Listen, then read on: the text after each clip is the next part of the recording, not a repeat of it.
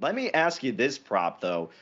At DraftKings, total number of quarterbacks drafted in the first round over 4.5 plus 125, under 4.5 minus 155.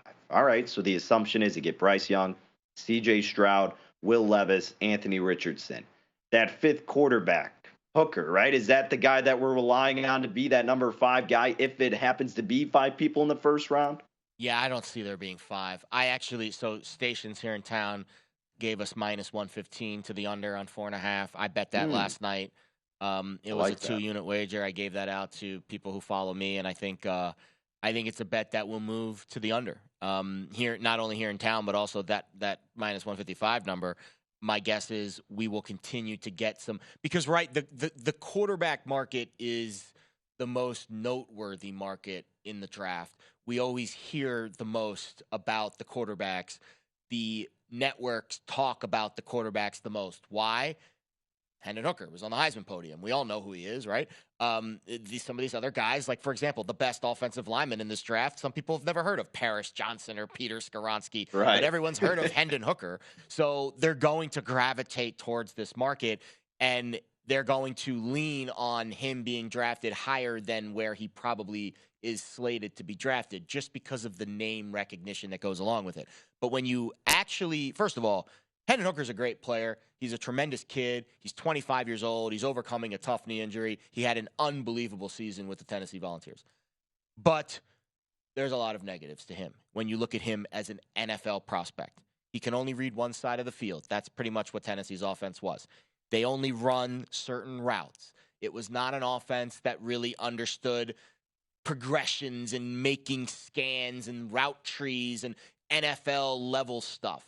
He was more of a mobile kid. He has a little bit of a wiry frame similar to Bryce Young. The difference is Bryce Young scored off the charts on his S2, and he just understands how to read defenses, where Hendon is not at that level yet. It took him 5 years of college football to even really figure out how to play at that level.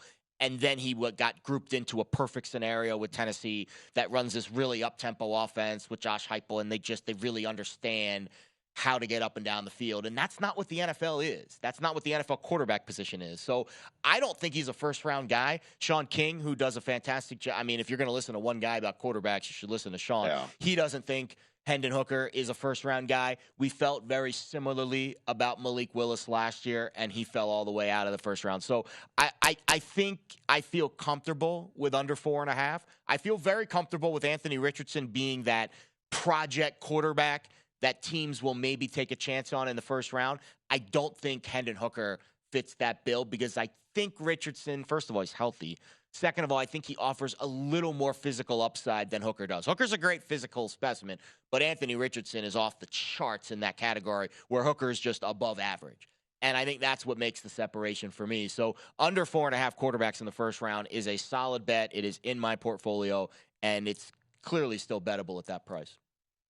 Yeah, and again, I'm kind of just looking at these more so now, but even my first thought, and especially what you're saying, I may very well just end up betting this by the time we're out here on the show because I think you're right. Like the juice is going to keep going to the under here. Yeah. Why wouldn't it? For all the points you said with Hooker, not only did he kind of just finally come alive in the 1 year, but there are clearly flaws in things that you wouldn't really want to expend on a first round pick in a quarterback draft class that we're already not necessarily infatuated with. All right. And then you factor all that in. And then plus coming off a significant injury, like why would you want to, I don't want to say waste, but for lack of a better word, like waste a first round pick on something that may be all right.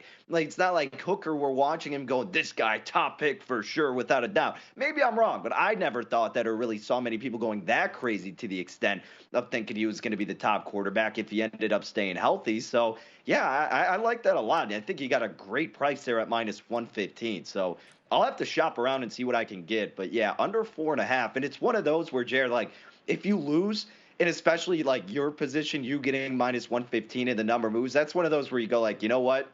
So be it. Move on. I felt good about it. The price was right, in my opinion. It just didn't happen to come through. But I like that angle with it. Yeah, and with the draft, again, the numbers move in funny ways because there's Hmm. no bumpers to them. And when I say bumpers, I mean when you're dealing with, let's say, an NFL game, let's say the line opens 3. One sharp has it at 3.5. The other sharp has it at 2.5. So you'll get one guy that'll buy -3, then the buy back at 3.5, and it'll go down to 2.5, and it'll stay in their lane, in that little lane.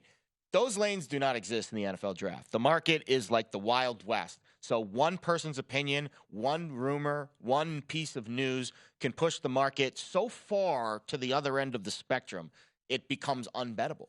We haven't seen that with this specific bet yet, but my guess is on draft night, because of the way the quarterback news moves, it will move at some point. Go to VSiN.com/subscribe to become a VSiN Pro subscriber today.